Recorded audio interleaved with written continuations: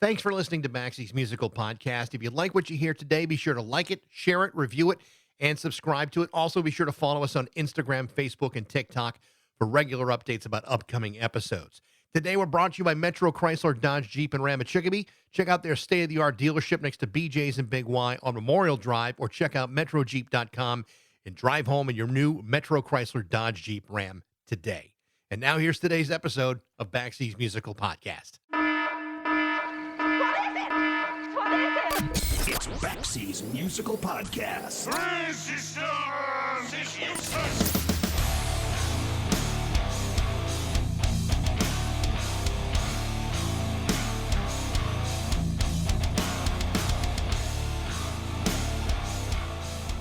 During the last 4.5 years, I read nearly 45 to 50 different rock star biographies and memoirs. Here's what I found out.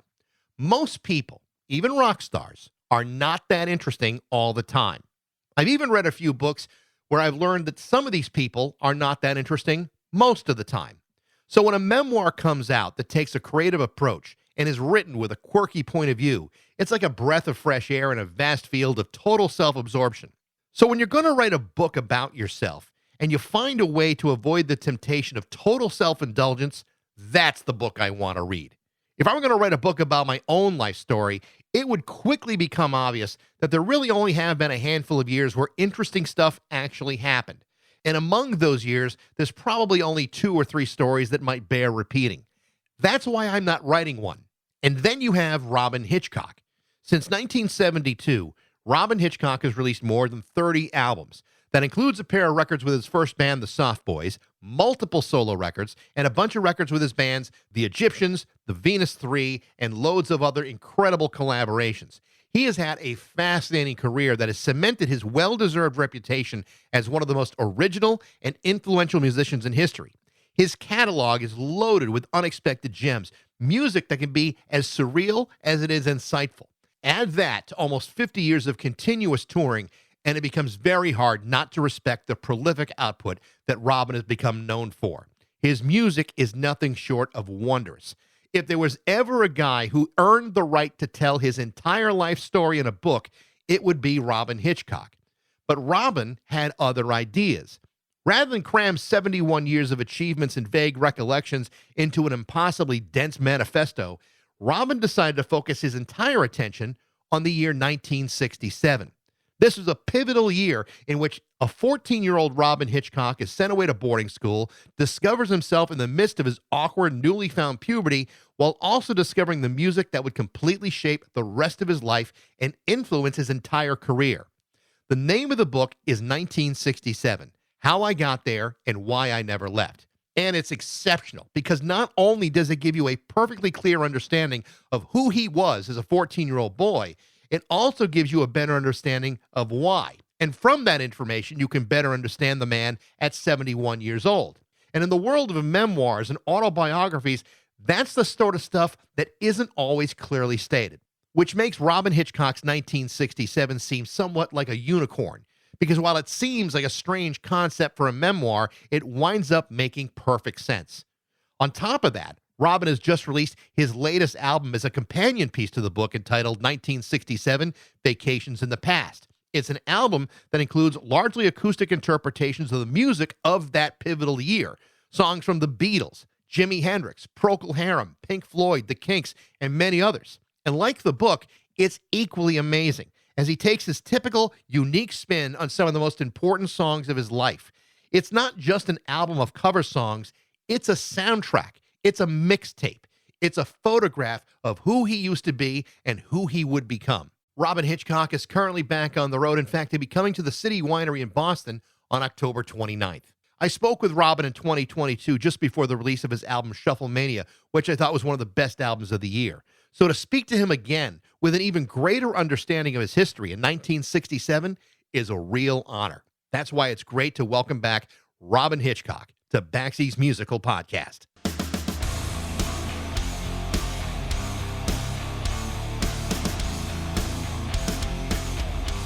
I want to start by giving you a compliment here because over the last few years, I've read a lot of rock star memoirs and autobiographies, and some of them are very good, and some of them are just absolutely dreadful, self-indulgent garbage, to be honest, which is why your book is such a remarkable breath of fresh air. I mean, Oh, selecting. thank you. Yeah, I mean, I really enjoyed it, and it took. I actually read through it twice because I wanted to make sure I had everything. Wow. To select a single year of your life that not only defines you, not just as a musician, but really defines you as an individual, is a Yeah. really novel approach to writing any memoir. Tell me a little bit about the decision to not just focus on one year, but specifically about 1967 itself. Well, the idea to focus on one year came from my wife, yet again, Emma. When various offers came in for me to write a memoir, she said, just pick one period, pick one thing. And for me, then it was a no-brainer, as they say. I went straight back into 1967 because that was the crucible for me, but it also coincided with the crucible of our zeitgeist, or rather its own zeitgeist. It's the only time the zeitgeist and I have been in tandem, arm in arm. I was absolutely level with it just at that one point. I followed every record that came out, I listened to everything, I read everything, I absorbed all the information, and I've been processing it ever since. But it turned out that 1966/67, because really this book is about 66 as well, became the big bang of our culture. It's where pop turned into rock. Suddenly rhythm guitarists vanished and there was just hundreds of effects pedals and whacking great amplifiers. And, culturally, everything finally left World War II. I mean, it wasn't necessarily the beginning of a new age, and we might be witnessing it's certainly struggling at the moment because the forces of regression are doing their absolute best to try and put everything back into a sort of pre-1950 box, the old white man's world, etc., etc., which has, let's just say, time has moved very fast and not everybody can keep up with it, including me.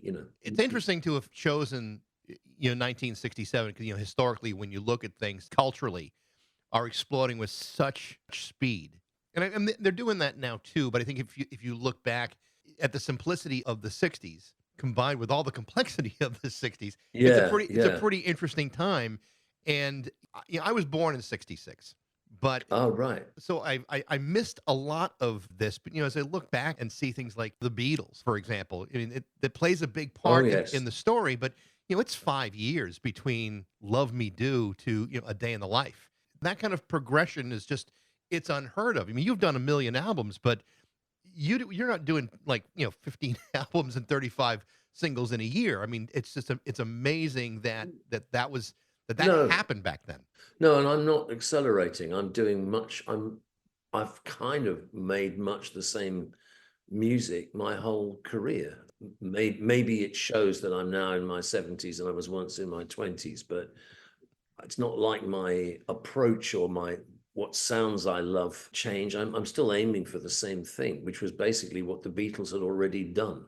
But they happened to be part of that momentum, and arguably that momentum blossomed, peaked, exploded, whatever you want to call it, in 67. And then gradually, the pendulum began to swing back. Hopefully it won't swing back all the way, but there was so much acceleration culturally and most of all musically. So all those records that came out then that I talk about in the book, Piper at the Gates of Dawn, Are You Experienced, Revolver, Blonde on Blonde, they haven't been superseded. Nobody's bested them. Right.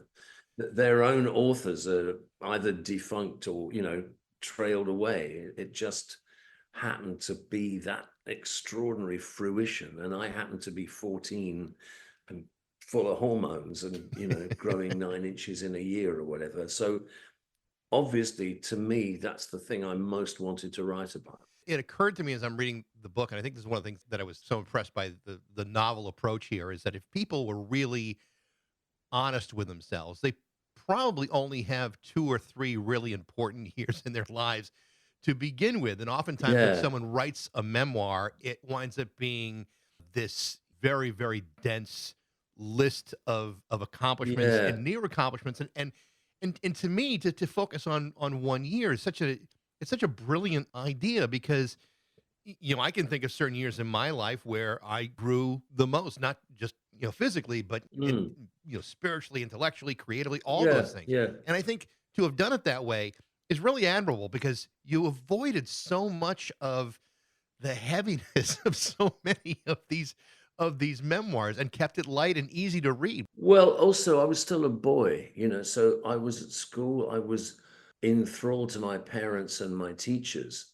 I hadn't got out and learned to make my own mistakes. If I write anything later about later on in my life, there's going to inevitably be a lot of stuff about, oh, I shouldn't have done that, and oh dear, and I regret this. And actually, I'm not even going to mention that, let alone people who I haven't got anything good to say about, so I wouldn't put them in the book. There's only one 1967 for me, and there's only one. It's the pure me before anything went wrong, before I had basically had any responsibility for myself. And arguably, as soon as you are responsible for yourself, it's a whole other game, as I learned. Your experience of going to Winchester, which for people who haven't read the book yet, it is a boarding school. You're at the age of 14. Mm. And it's interesting to me because it seems like in the book the idea of sending you to a boarding school or to Winchester specifically was like a foregone conclusion. And I think of myself, as a parent, wondering whether I could be stoic enough to send my kids to school like that, or whether I just be a puddle of nervous regret. And I think I'd probably lean more towards the puddle. Tell me a little bit about your parents and them sending you to school, and how did they see your growth in 1967? Well, they probably still thought it was positive because I hadn't started doing things that would get me into trouble, but I did very soon after that, you know. And they also, of course, were privately educated. They were put through boarding school. So people repeat patterns, people do what was done to them. I don't suppose my father had a good time at all at school, in fact, but he went straight from boarding school. He was at a kind of minor public boarding school, which I imagine was utterly brutal. And then went straight into the army. He joined up because it was World War II. So by the time he was 22, he'd been in institutions his whole life, and he couldn't move his left leg anymore. Couldn't bend the left knee because he'd been hit by shrapnel in Normandy. And I think my mother had a better time of it, but they got me to get into this very prestigious academic school. It had its own entrance examination. I think all of the other boarding schools to get in, you took a thing called common entrance, in Latin, French, maths, geography, history, whatever it was. But Winchester had its own, and it was an elite place. I was being told that I was a clever boy to get in there. I took the exam again, in fact, once I was in there, and I was awarded what they call an exhibition, which means part of my fees were paid, but not as much as if I was a scholar, in which case the whole fees are paid. And I'm sure it was really expensive. It was an elite, not so much a social snobbery, but intellectual snobbery. So the people that got looked down on were the really dumb people, and I don't even know how they got in. It was. So I think my parents thought I was doing jolly well, and then beat music led to soft drugs or whatever, and just the things you had to take back then, pot and acid and things, and then that didn't go so well with. That's a whole other story. I never became a drug addict, but everybody had to go through that sort of rite of passage at that stage. But I don't mention any of that in the book. The book is simply me wondering what it must be like to get stoned and, have the big boys smoked pot. And it turns out they had, but it was all kind of, I knew it was out there somewhere. A lot of it's about looking up to people, the whole hierarchical business. Me looking up to the big boys who look up to Brian Eno, who's a student at the local art school and runs these two happenings I write about, who then 5 years later turned up in feather boas in Roxy Music. And, you know, looking up, and at the very top of the tree was Bob Dylan, this American guy, 12 years older than me, who apparently knew the meaning of life. Yeah. Dylan was the most important element in our culture back then. Everybody looked up to Bob Dylan. I want to ask you about that because you wrote very, very succinctly about Bob Dylan and the kind of influence that he had on you early on and how profound it was. Tell me about what those records meant to you at that time. You say, it seemed like he had like the message of life. At 14 years old, he probably did. Oh, I think he did as soon as I got to Winchester and heard him singing like a Rolling Stone. I'd never heard him before. I'd never heard that voice. So the first thing I heard was this 6 minutes of, jubilant ranting. I didn't analyze it at the time, but his voice contained so many opposite emotional directions. Like he was in a way prophesying doom. In a way, he was quite gleefully kind of pointing out how meaningless all human activity was. He was the man for the job, but there was a terrific elation in it. So it wasn't like, oh God, here comes this guy, what a bummer. It was actually, how does it feel was also a kind of expression of liberation. My God, you've got nothing. You ain't got nothing. You got nothing to lose. God, I've never heard that before. To have that as a mantra when you're 13, it didn't set me out on the path of, abstinence and denial. And I'm going to give away everything I have to, maybe I should have done, should have set me off to being some kind of monk or mystic. But, he just contained, as he said recently, he contained multitudes in his voice. He contained so many things, which a lot of them then vanished. He's never done such exuberant, the exuberance went, he remained, he's always emotionally profound, and there's a terrific sadness at the bottom of it, I think. But I think he was also, I think he got calloused. And I think even back then, he was getting callous, but there's still bits where there's a terrific compassion in his voice, even while he's going on about how meaningless it is. You just get that. He also keeps the cards that read, "Have mercy on his soul." And that absolutely gets to me even today, just that sentence.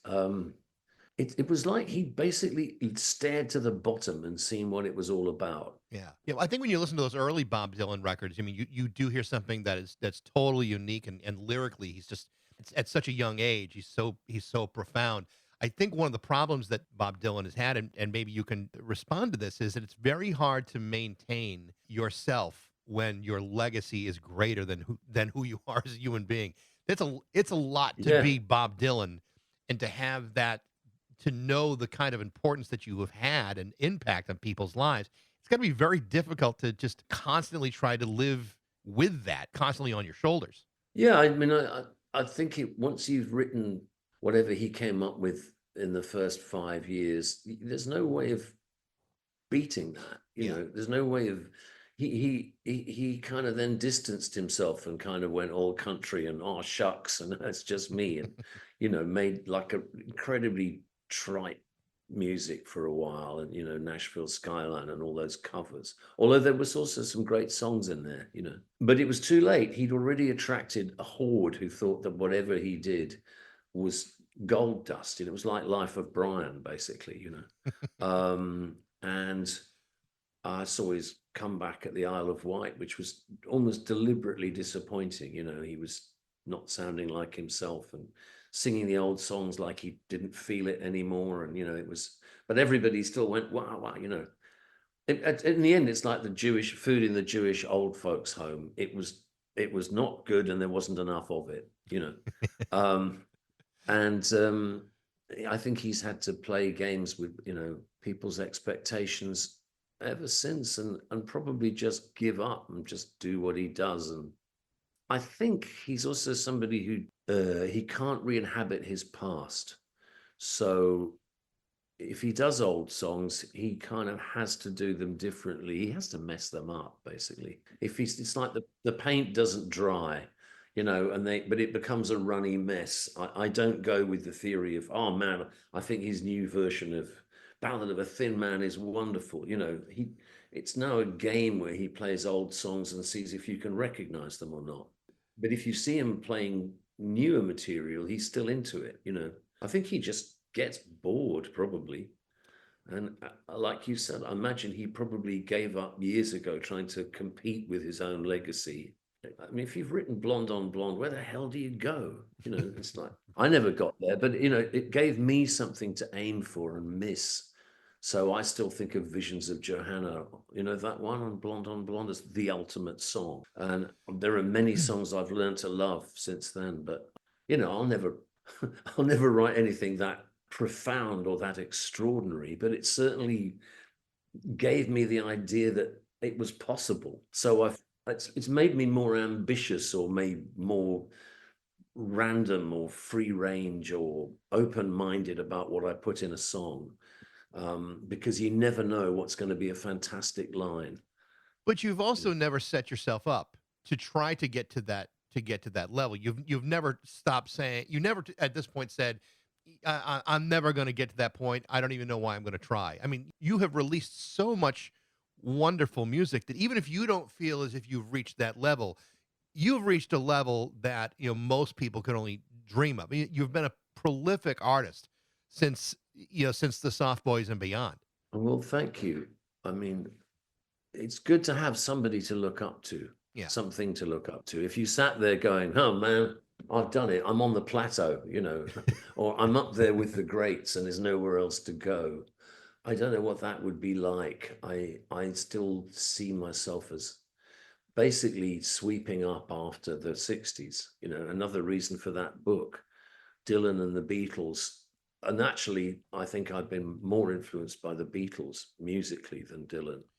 And these days when I write songs, I'm still basically, they're all something that might have gone on the White Album. But I've absorbed that music so much that I'm basically like a little AI machine that's been programmed with Revolver and Blonde on Blonde and the Basement Tapes and the White Album, but throw in Piper at the Gates of Dawn and a few other great records, and I'm just there. I'm just like a little machine that processes them, I suppose, and I add my own emotional experience to that. But in terms of style and in terms of what I'm trying to do with a song, I made no advance on the 60s, and I'm not trying to. Yeah. I love Bowie and Roxy music. I think they were terrific, but I don't think, man, Bowie and Brian Ferry, wow, they whipped the Beatles' ass. I mean, they would tell you they didn't and they couldn't. Yeah. As well as the book, you've also released the record too, 1967 Oh, Vacations in the Past. A lot of artists have released cover albums. I don't see this as that. I see this as a soundtrack. I see this as a mixtape. I mean, these are not just a collection of songs that happen to be from one year. These are songs that really meant something to you at a young age and really kind of informed the kind of artist that you would become, for the rest of your career. I mean, you talk about the Beatles, the Kinks, Hendrix, The Move, Pink Floyd. Yeah. I thought what you did for Whiter Shade of Pale was absolutely stunning. I thought it was an absolutely beautiful, rendition of it. You sometimes, when you hear some of those old recordings, I mean, they're great songs, but sometimes when you take them into a more acoustic setting and someone's really kind of showing you the real beauty of the song, you really start to look at it at a different perspective. And I mean, I've been playing Procol Harem on the radio for 35 years, but yet to hear you do it, you just sit there and go, my God, this song is more beautiful than perhaps I had given it credit for. It's an amazing performance by you. Well, you're very kind. I think not everybody feels that way. In fact, the guy I was just waving to leaving the house is Davey Lane, who plays the on a guitar, but it sounds like a mellotron. Yeah. We recorded that in Sydney, but he's over here with us right now. But I think those songs, the way they were done at the time, most of them had very state-of-the-art production. I mean, maybe not the incredible string band so much, but certainly the Beatles and Hendrix and Pink Floyd, particularly the Pink Floyd track, See Emily Play, which was the kind of zenith of Syd Barrett's creativity. He was having I think he was beginning to have his breakdown even as they were recording it, but it was his top 10 hit, those were extremely produced records. It was the time when, as they say, the studio was becoming an instrument. Man, you got to play the studio. And I've never really had the patience to do that.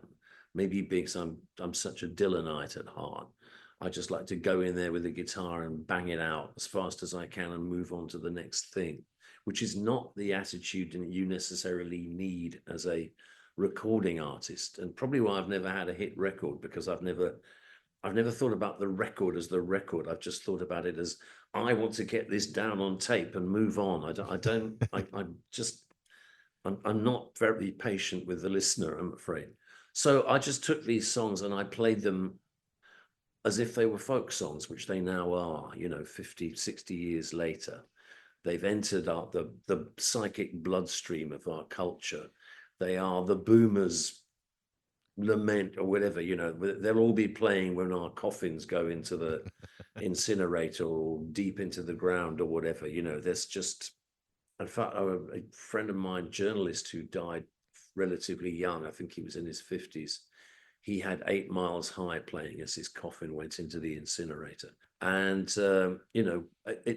that's where we're at, man. So I'm just reversed that basically, and just did it all as if I was there with an acoustic and a friend, which indeed I was. Most of them are either me and Davey or me and Kimberly Rue with 2 acoustics. The song choices that you made are pretty interesting.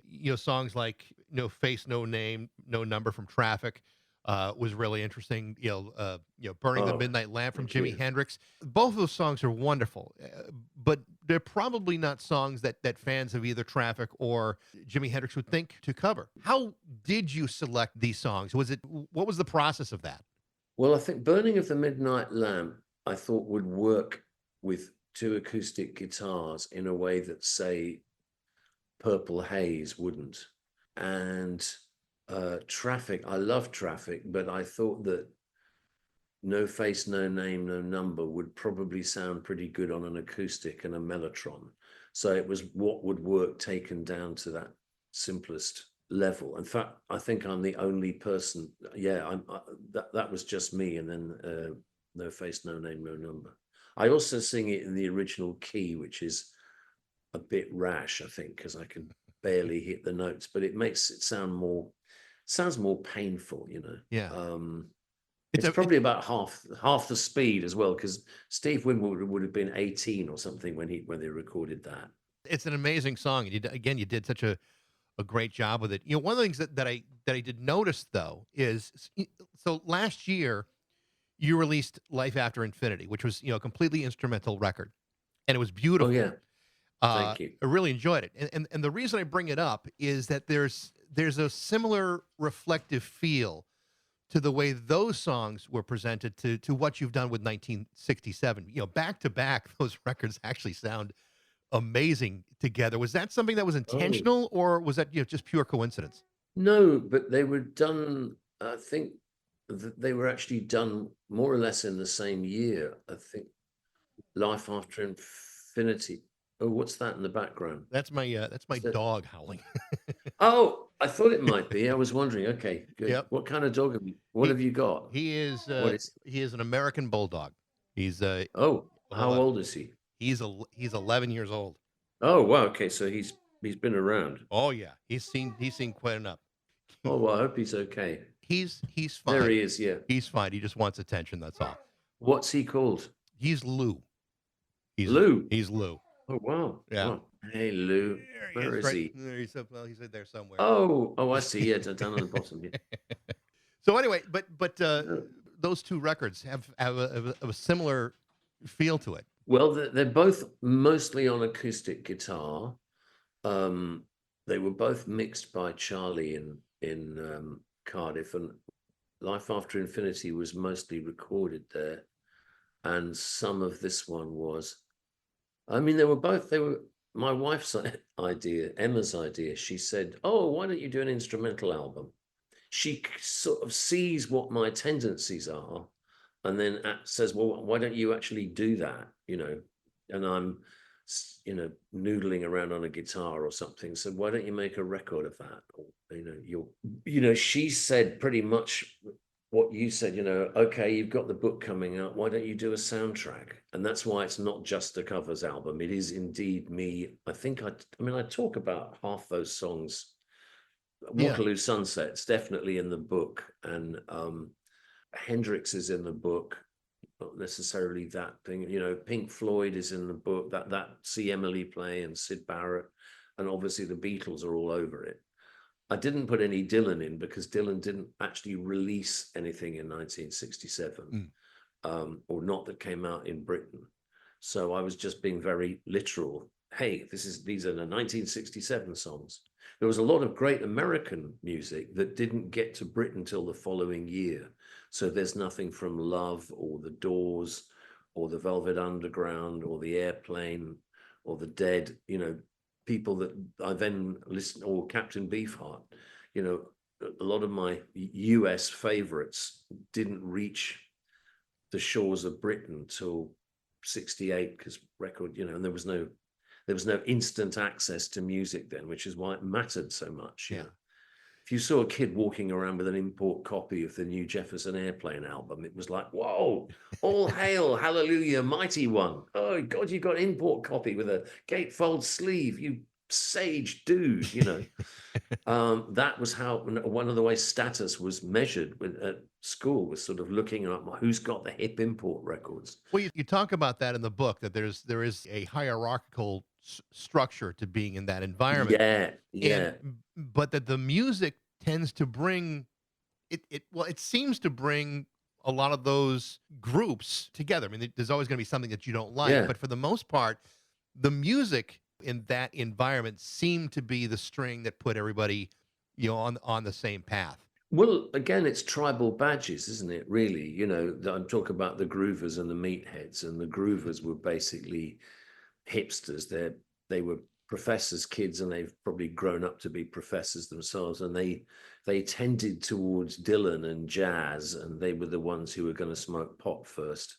And the meatheads listened to the Beach Boys and talked longingly about sex, and their big kick was to go off and smoke cigarettes and drink beer. And but then there was the Beatles that everybody loved. The Beatles was common ground, and that's what drew it. The Beatles was such a hub amongst other things. Yeah. But yeah, and I don't know if that's the case now. It was definitely the case in the 70s, when punk rock appeared and indie singles came out. There was the whole kind of, when there were only 15 indie singles, you could still collect all of them, and you'd have still been about 10 or 11 when that was probably around the time you became aware of music. I don't know. I think, for me, I came from a town that was, kind of sheltered musically in a lot of ways. I mean, if you didn't Where was that? It was in south of Boston, but it was in a very, very small town where if you didn't like, where the Cars and Tom Petty were considered punk bands, and if you didn't like Skinner, there was something wrong with you. And so yeah, so those are lean times. But when I went away to college, it was like someone had opened the door. In a way, very similar to the experience you had at Winchester. I went to school 1,000 miles away. There was no going home. This is where I was at. And then all of a sudden I started to absorb music like a sponge, including the music of Robyn Hitchcock. So, and this would have been, 1983 to 1988, 89. To me, that was my 1967, were those years. And there was a lot of music coming in that, that I still listen to, and I still, go back to and reference. So, the idea of you going back to 1967, I think is very relatable to a lot of people, because we all have those years that mean something. Yes, and they also affect what's going to come next, I suppose. Like the rock and roll kids, the Beatles, the people who grew up with Chuck Berry and Little Richard and Bo Diddley and Elvis Presley, and All men, of course. But you know, I didn't. I mean, I did have a Bill Haley record when I was 2. My dad bought that from somewhere, but I can't claim to be an original rocker. But the people that we listened to, my generation listened to in 66, 67, had all grown up with rock and roll. They'd been teenagers. They'd been like, same as me, just through puberty when rock and roll hit. So it went really deeply into them. And then each generation seeds the next one to some extent. Yeah. But I don't know if it's quite like, I don't know if people feel like the way about music now, because music's really easy to find. Even in your time, in 83, 84, you would presumably have had to either hear it on college radio or go to the record shop. I hear from other people that it's really hard to find new music, but the reality is it was always hard to find new music. You had to go physically go to a record store or read a magazine or do all these things to find it. I think there's less of that tribalism that you talked about in the book that we just referenced a minute ago Yeah. today than there was 30, 40 years ago. I think it is different. And I think it's mostly because the delivery systems have made it free, and it's not like you've invested your time and your money and energy to No, obtain no. something. The obtaining of music isn't the same. I think it's from a consumer point of view, I understand it, and maybe that's good. But there's a part of me that really misses the idea of buying that album, having something to hold on to and say, this is something that I've just discovered. And it's a shame that doesn't exist in the same way anymore.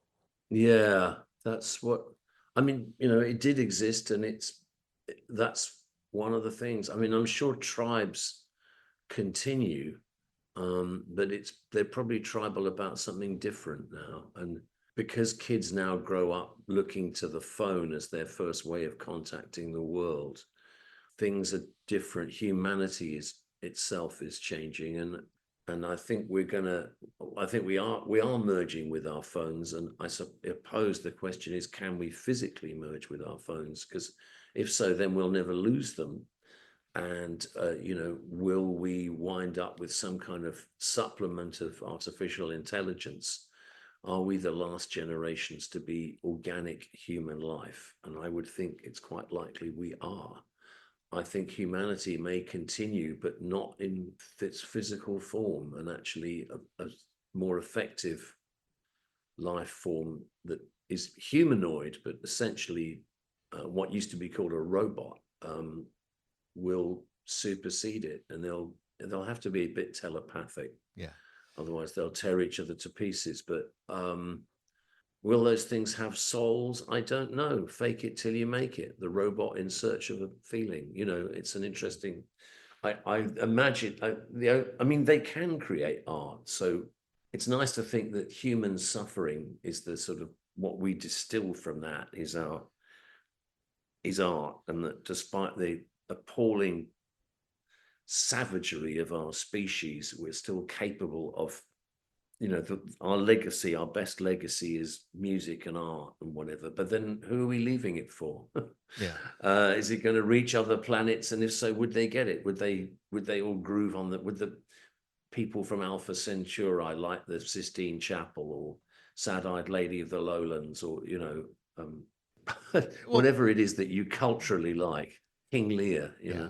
When you think about those things, simultaneously as you go through the process of looking into your past history, musically, and all those things, does that make you more reflective now than maybe any other time in your life? Have you always been reflective of the past, or has all of this driven you in that direction?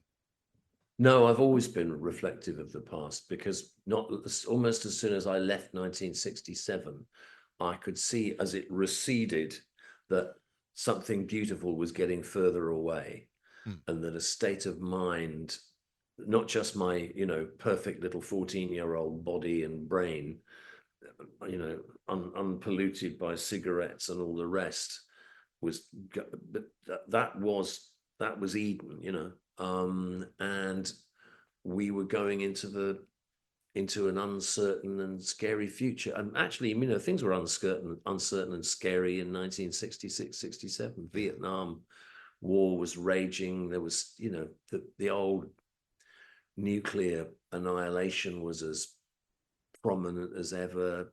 America and China were getting nasty about each other. It was all, like it is today, but sort of looks a bit quainter. But actually, human nature was as foul as it still is, and still capable of odd flashes of beauty. And but what we didn't have was AI. What we didn't have was climate change, and what we didn't have was the internet. So, in some ways, people probably had to be more patient. But no, I've always looked back. I've always been a nostalgist. Yeah. As soon as I had anything to nostalgize about, and so towards the end of my life, I see where I'm at now. I'm just keen to capture bits of my memory and pass them on to people, because they also, I think, go with the music I've made. And there's no way of telling if anything will still be here in 20 years' time, let alone 50. Because the mediums keep changing, there's no tablets of stone. I mean, vinyl is as good as anything. You put something on CD, it goes. You put something on cassette, it goes. You put something on a computer, and then it goes into a memory stick, then it goes into the cloud. Where does it go from there? We're everything now is stored, but nothing can be stored for very long because the formats keep changing. Yeah. So I can't be bothered to learn how to work out something, because in 5 years' time it's going to be different. And I have a fear of technology. I'm sure it bruises my fragile ego to be assaulted by all these things that other people can understand and I don't. But I don't think it's got us anywhere. People are we're in even more a hurry than we ever were, despite all our labor-saving gadgets. People are brilliant, but they're also idiotic. And you have to bear in mind you are one of them, he said, talking to himself. So I don't know. I want to encapsulate things, that's all, before I go. And then if there's anything, it's always hard to imagine the world after you've gone. But, even if it's only AI machines sitting by a heavenly bath somewhere in some 5-dimensional digital paradise, leafing through the entire works of mankind in a nanosecond, they'll be able to take in, oh, right, okay, that bloke who wrote the 1967 book, here's another one, I don't know. Well, I have to say, Robyn, I'm glad we were finally able to do this. I have really enjoyed the book. I really enjoyed the record. And, I have a whole stack of Robyn Hitchcock records that are in my collection, and those are never going to go away either. So a real pleasure to talk to you again. Well, and you, lovely to talk to you at last. Special thanks to my wife, Emma, for facilitating this meeting, and hopefully we'll meet up soon. I hope so. And my best to Lou. Thank you, Robyn. Woof. All right. Take care now. Take care.